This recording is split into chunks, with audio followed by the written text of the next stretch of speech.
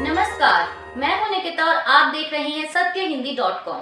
चलिए एक नजर डालते हैं अब तक की सुर्खियों पर। प्रज्वल रेवन्ना के कथित अश्लील वीडियोस मामले पर विवाद बढ़ता जा रहा है, जहां विपक्ष मामले को लेकर लगातार केंद्र की मोदी सरकार पर हमला बोल रहा है, तो वहीं प्रज्वल रेवन्ना मामले के सामने आने के बाद से जर्मनी में हैं। इस बीच कर्नाटक के मुख्यमंत्री सिद्धरमैया ने प्रज्वल रेवन्ना की भारत वापसी सुनिश्चित करने के लिए उनका राजनयिक पासपोर्ट रद्द करने की मांग की है। उन्होंने पीएम मोदी को एक पत्र लिखा है, जिसमें प्रधानमंत्री से अपील करते हुए कहा गया है कि वह विदेश मंत्रालय और गृह मंत्रालय को प्रज्वल रेवन्ना का पासपोर्ट रद्द करने के लिए तुरंत कदम उठाने को कहें। मुख्यमंत्री ने प्रधानमंत्री से ये भी मांग की कि भारत सरकार के कूटनीतिक और पुलिस चैनलों के अलावा अंतर्राष्ट्रीय एजेंसियों की मदद लेने जैसे अन्य कदम उठाकर भगौड़े सांसद को फौरन देश वापस लाना सुनिश्चित किया जाए, ताकि उनके खिलाफ कानूनी कार्रवाई की जाए। बता दें कि प्रज्वल रेवन्ना पर यौन उत्पीड़न, सैकड़ों सेक्स वीडियो रिकॉर्ड करने, धमकाने और साजिश रचने का आरोप है और मामले के सामने आने के बाद से बताया जा रहा है कि रेवन्ना जर्मनी में हैं। लोकसभा चुनाव के मद्देनजर बहुजन समाज पार्टी ने दिल्ली की सभी 7 लोकसभा सीटों पर अपने प्रत्याशी उतार दिए हैं। पार्टी ने चांदनी चौक से एडवोकेट अब्दुल कलाम, साउथ दिल्ली से अब्दुल बासित, पूर्वी दिल्ली से एडवोकेट राजन पाल, उत्तर पूर्वी दिल्ली से डॉक्टर अशोक कुमार, नई दिल्ली से सत्यप्रकाश गौतम, उत्तर पश्चिमी दिल्ली से विजय बौद्ध और पश्चिमी दिल्ली से विशाखा आनंद को टिकट दिया है। बता दें कि राजधानी दिल्ली में आम आदमी पार्टी और कांग्रेस इंडिया गठबंधन के तहत साथ मिलकर चुनाव लड़ रही हैं। बता दें कि राजधानी दिल्ली में आम आदमी पार्टी और कांग्रेस इंडिया गठबंधन के तहत साथ मिलकर चुनाव लड़ रही हैं। ऐसे में बसपा का चुनावी मैदान में उतरना आप और कांग्रेस की टेंशन बढ़ा सकता है। दिल्ली की सभी 7 लोकसभा सीटों पर छठे चरण में 25 मई को वोटिंग होगी। प्रधानमंत्री मोदी अपने चुनावी भाषणों में लगातार कांग्रेस के घोषणा पत्र की आलोचना कर रहे हैं। वहीं अब उनकी टिप्पणियों का राजस्थान के पूर्व मुख्यमंत्री अशोक गहलोत ने जवाब दिया है। उन्होंने समाचार एजेंसी ANI से बात करते हुए कहा कि जनता का मूड बदल गया है। जनता जब सच्चाई के साथ होती है तो जनता खुद के मुद्दों को लेकर आगे चलती है, और जो कांग्रेस के मुद्दे हैं वो जनता के मुद्दे हैं। गहलोत ने कहा कि महंगाई का मुद्दा जनता का भी है और कांग्रेस का भी है। ऐसे ही बेरोजगारी का मुद्दा भी जनता और कांग्रेस दोनों का है। गरीब अमीर के बीच बढ़ती खाई का मुद्दा कॉमन है। इसके अलावा राहुल गांधी जो कहते हैं कि हम आपस में मोहब्बत से रहें, वो भी जनता का मुद्दा है। कांग्रेस नेता ने आगे कहा कि आलोचना जब पीएम मोदी के लेवल से होने लगी तो घोषणा पत्र और ज्यादा पॉपुलर हो गया है। लाखों लोग कांग्रेस के घोषणा पत्र को डाउनलोड कर रहे हैं। नेशनल कॉन्फ्रेंस के उपाध्यक्ष उमर अब्दुल्ला ने बारामूला लोकसभा सीट से अपना नामांकन दाखिल कर दिया है। नामांकन दाखिल करने पर उन्होंने कहा कि हम भारी अंतर से जीतेंगे। इस दौरान उन्होंने गृह मंत्री अमित शाह के जम्मू कश्मीर को राज्य का दर्जा वापस देने के बयान पर भी प्रतिक्रिया दी। उमर अब्दुल्ला ने कहा कि हम चुनाव से पहले राज्य का दर्जा वापस पाना चाहते थे।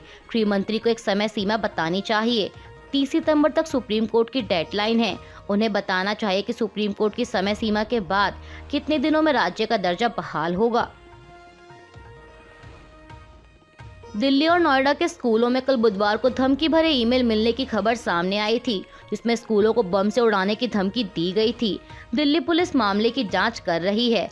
इस बीच जांच में शामिल दिल्ली पुलिस के अधिकारी का कहना है कि ये धमकी रूस स्थित डोमेन वाली ID SAVARIIM@mail.ru से भेजी गई थी।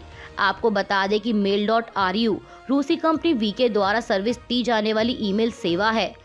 अधिकारी ने आगे कहा कि लेकिन हो सकता है कि यूजर ने अपना IP यानी इंटरनेट प्रोटोकॉल बनाए रखने के लिए ID की एक सीरीज से ईमेल को बाउंस कर दिया हो। इसमें पता छिपा हुआ है। संभावना है कि IP एड्रेस VPN से जुड़े हो सकते हैं।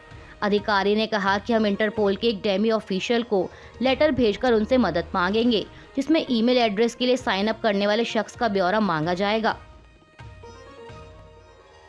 चुनाव आयोग ने कल बुधवार 1 मई को पहले और दूसरे चरण के मतदान के आंकड़े जारी किए, जिसे लेकर कपिल सिब्बल ने चुनाव आयोग पर सवाल उठाए हैं। उन्होंने कहा कि 11 दिन के बाद चुनाव आयोग की वेबसाइट पर वोट का डेटा आ रहा है। ऐसे में मेरा सवाल है कि 11 दिन बाद डेटा क्यों आया। कपिल सिब्बल ने कहा कि आज के दिन किसी भी संस्था पर जनता को भरोसा नहीं है। देश के चुनावी माहौल में संविधान बदलने और आरक्षण खत्म करने का मुद्दा गरमाया हुआ है। अब इसी कड़ी में प्रधानमंत्री मोदी ने कांग्रेस और इंडिया गठबंधन को चुनौती दी है। उन्होंने कहा कि इंडिया गठबंधन को मेरी चुनौती है कि घोषित करे, देश को लिखित में गारंटी दें, क्योंकि उन पर भरोसा नहीं कर सकते कि वो धर्म के आधार पर आरक्षण नहीं देंगे। प्रधानमंत्री ने कहा कि दूसरी घोषणा करें कि SC, ST और OBC और सामान्य वर्ग के आरक्षण को कभी हाथ नहीं लगाएंगे। घोषणा करें कि ऐसा नहीं करेंगे। PM मोदी ने आगे कहा कि मैं जानता हूं कि ये कभी भी ऐसा लिखकर नहीं दे पाएंगे। देखना आप, मीडिया में जो उनकी जमात है ना, जो उनके काजे बाजे बजाते हैं, वो मेरे इस चैलेंज को ही दबा देंगे, क्योंकि वे उनकी रक्षा में लगे हैं। लोकसभा चुनाव के समय जारी तीखी बयानबाजी के बीच प्रधानमंत्री मोदी ने तत्कालीन कांग्रेस सरकार पर आतंकियों को जवाब देने में हीला हवाली का आरोप लगाया है। उन्होंने गुजरात में एक चुनावी सभा को संबोधित करते हुए कहा कि पहले डोजियर भेजे गए थे, लेकिन अब आतंक के आकाओं को उनके ही घर में डोज दी जा रही है। PM मोदी ने साल 2008 में 26/11 के मुंबई हमलों और उसके बाद पाकिस्तानी सरकार को भेजे गए दस्तावेजों का जिक्र करते हुए कहा कि अब चीजें पूरी तरह से बदल गई हैं। जब आतंकवादी मुंबई में 26/11 जैसे बड़े हमले करते थे, देश भर में विस्फोटों में लोग मरते थे, कश्मीर में कार्रवाई में हमारे सैनिक मारे जाते थे, उस समय की कमजोर सरकार क्या करती थी? फिर डोजियर भेजते थे। आतंकवादी कहां से आए और उन्होंने क्या किया, इसका विवरण दिया गया। कांग्रेस पाकिस्तान से पूछती थी कि वे हम पर बमबारी क्यों करेंगे। प्रधानमंत्री ने कहा कि वह एक समय था जब डोजियर भेजे जाते थे, लेकिन आज का भारत आतंक के आकाओं को डोजियर नहीं भेजता, बल्कि उनके घर पर हमला करता है। कांग्रेस नेता राहुल गांधी ने भी प्रधानमंत्री मोदी पर हमला बोलते हुए कहा कि नरेंद्र मोदी बहकी और झूठी बातें इसलिए कर रहे हैं क्योंकि कांग्रेस सरकार बना रही है। उन्होंने अपने एक्स हैंडल पर लिखा कि एक हताश, निराश और हारे हुए प्रधानमंत्री की बातें सुनिए। कांग्रेस आपके घर का कमरा छीन लेगी, कांग्रेस आपके गले का मंगलसूत्र छीन लेगी, कांग्रेस आपकी भैंस छीन लेगी। नरेंद्र मोदी ऐसी बहकी और झूठी बातें इसलिए कर रहे हैं क्योंकि कांग्रेस उनकी 300 में से 150 से ज्यादा सीटें छीनकर सरकार बना रही है। इस टर्म में मोदी प्रधानमंत्री की गरिमा भूल झूठ की मशीन बन गए हैं। राहुल गांधी ने आगे कहा कि इंडिया की सरकार जनता से लेगी नहीं, उन्हें देगी उतना ही पैसा जितना मोदी ने अपने अरबपति मित्रों पर लुटाया है। हमारी सरकार अडानियों की नहीं, हिंदुस्तानियों की होगी।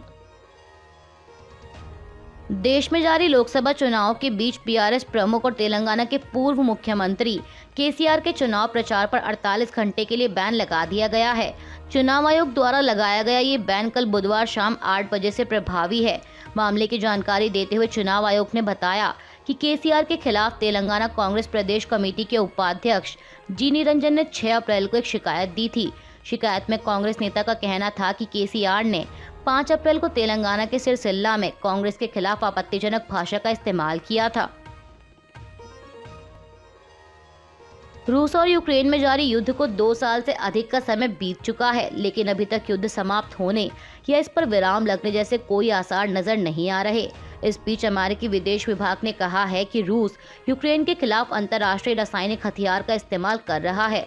अमेरिकी विदेश विभाग ने एक बयान में बताया कि रूसी सेना यूक्रेनी सेनाओं को उनके गढ़ से हटाने के लिए ऐसे रसायनों का इस्तेमाल कर रही है। IPL 2024 का 49वां मैच कल बुधवार को पंजाब किंग्स और चेन्नई सुपर किंग्स के बीच खेला गया। इस मैच में पंजाब ने चेन्नई को 7 विकेट से हरा दिया है। पहले बल्लेबाजी करते हुए चेन्नई की टीम ने 20 ओवर में 7 विकेट खोकर 162 रन बनाए थे, जिसका पीछा करने मैदान में उतरी पंजाब की टीम ने 17.5 ओवर में 3 विकेट के नुकसान पर इस लक्ष्य को आसानी से हासिल कर लिया और 13 बॉल शेष रहते इस मैच में 7 विकेट से जीत दर्ज की। हालांकि हार के बावजूद चेन्नई की टीम 10 अंक लेकर पॉइंट्स टेबल में चौथे स्थान पर बनी हुई है, जबकि पंजाब की टीम 8 अंकों के साथ 7वें स्थान पर आ गई है। स्टॉक मार्केट आज गुरुवार 2 मई को फ्लैट नोट पर खुली है, जहां निफ्टी 47 अंकों की हल्की तेजी के साथ 22,653 पर खुला, तो वहीं सेंसेक्स भी 145 अंकों की तेजी के साथ 74,628 पर खुला है। बात करें बैंक निफ्टी की, तो बैंक निफ्टी 49,433 के लेवल पर कारोबार कर रहा है। मार्केट में बीते कुछ समय से तेज उतार चढ़ाव के बीच आज हल्की तेजी देखने को मिली है। अभी के लिए बस इतना ही। बाकी की खबरों के लिए जुड़े रहिए सत्यहिंदी.com के साथ।